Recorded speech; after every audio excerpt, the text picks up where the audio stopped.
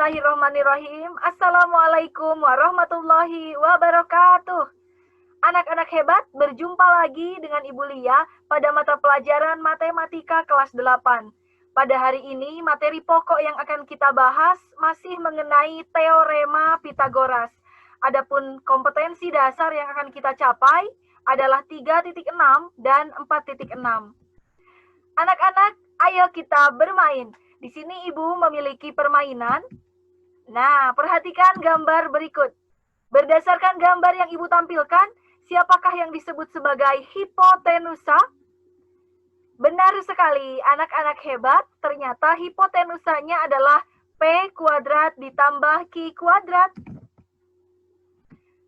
Ini adalah permainan yang akan kita laksanakan pada pertemuan hari ini.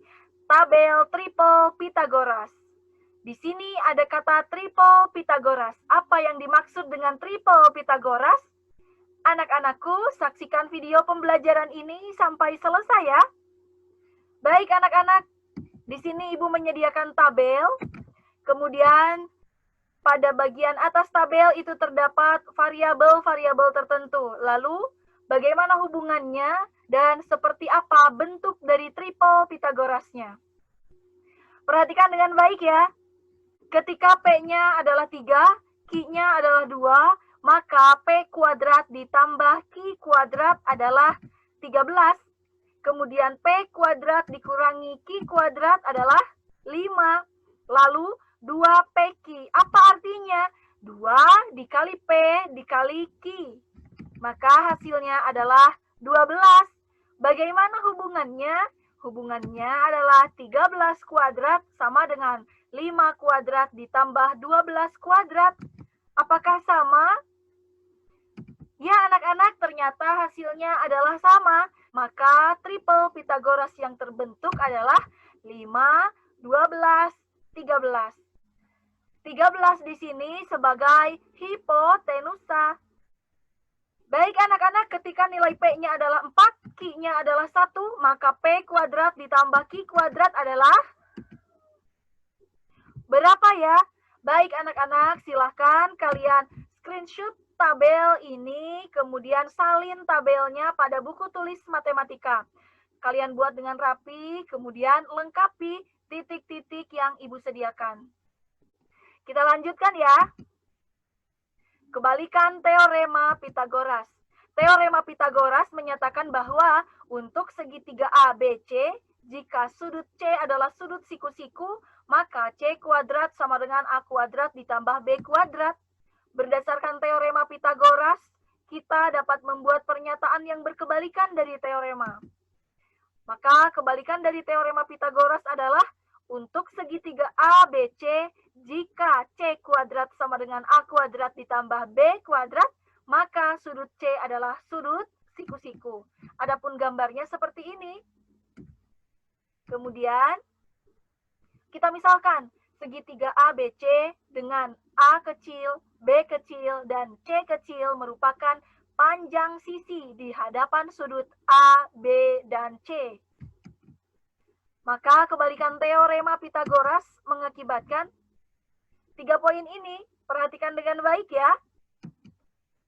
Menentukan jenis segitiga.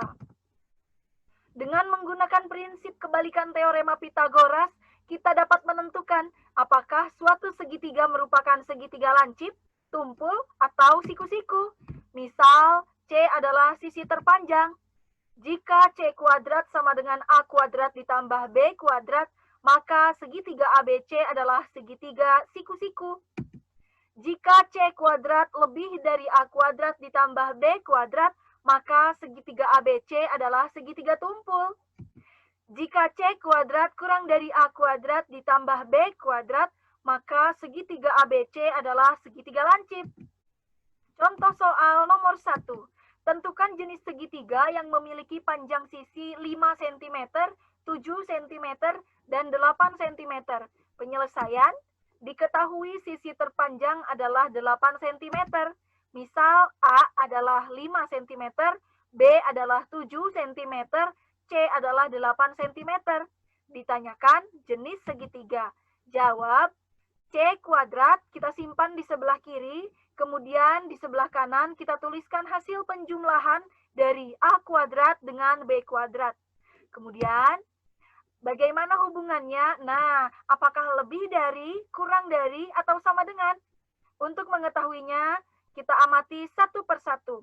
Kita ganti C, A, dan B dengan bilangan yang sudah diketahui. Seperti ini anak-anak. Kemudian, oleh karena C kuadrat kurang dari A kuadrat ditambah B kuadrat, maka segitiga tersebut adalah segitiga lancip. Seperti ini anak-anak. Kita lanjutkan contoh soal nomor 2. Tentukan jenis segitiga yang memiliki panjang sisi 4 cm, 8 cm, dan 9 cm. Penyelesaian. Diketahui sisi terpanjang adalah 9 cm. Misal, A sama dengan 4 cm, B sama dengan 8 cm, C sama dengan 9 cm. Ditanyakan jenis segitiga. Jawab. C kuadrat kita simpan di sebelah kiri. Kemudian pada bagian kanan kita tuliskan hasil penjumlahan dari A kuadrat dan B kuadrat. Kita ganti nilai C, A, dan B yang sudah diketahui. Seperti ini anak-anak. Oleh karena C kuadrat lebih dari A kuadrat ditambah B kuadrat, maka segitiga tersebut adalah segitiga tumpul. Seperti ini anak-anak. Kita lanjutkan contoh soal nomor 3. Tentukan jenis segitiga yang memiliki panjang sisi 3 cm, 4 cm, dan 5 cm. Penyelesaian, diketahui sisi terpanjang adalah 5 cm. Misal, A sama dengan 3 cm, B sama dengan 4 cm, dan C sama dengan 5 cm. Ditanyakan jenis segitiga. Jawab. C kuadrat kita simpan di sebelah kiri. Kemudian pada bagian kanan kita tuliskan hasil penjumlahan dari A kuadrat dan B kuadrat. Seperti ini anak-anak. Oleh karena C kuadrat sama dengan A kuadrat ditambah B kuadrat, maka segitiga tersebut adalah segitiga siku-siku. Seperti ini anak-anak. Mari kita lanjutkan, menemukan dan memeriksa tripel Pitagoras. Panjang sisi-sisi dari segitiga siku-siku seringkali dinyatakan dalam 3 bilangan asli. Nah, 3 bilangan asli yang memenuhi persamaan pada teorema Pitagoras disebut dengan tripel Pitagoras. Aljabar dapat digunakan untuk menentukan himpunan bilangan yang merupakan tripel Pitagoras. Terdapat 2 cara yang dapat dilakukan. Anak-anakku, perhatikan dengan baik ya. Cara 1. Panjang sisi segitiga siku-siku adalah P kuadrat ditambah Q kuadrat. P kuadrat dikurangi Q kuadrat. Dan 2PQ. Perhatikan gambar yang Ibu tampilkan ya. Siapakah hipotenusanya? Benar sekali, hipotenusanya adalah P kuadrat ditambah Q kuadrat. Dengan ukuran panjang itu, ketiganya akan membentuk tripel Pitagoras. Mari anak-anak kita mengisi tabel berikut ini dengan sebarang 2 bilangan asli P dan Q. Sedemikian sehingga P lebih dari Q. Tujuannya adalah untuk menentukan 3 bilangan yang membentuk tripel Pitagoras. Ketika nilai P-nya adalah 2, nilai Q-nya adalah 1, maka P kuadrat ditambah Q kuadrat adalah 5. Kemudian P kuadrat dikurangi Q kuadrat adalah 3. Adapun 2PQ, apa artinya? 2 dikali P dikali Q, sama dengan 4. Bagaimana hubungannya?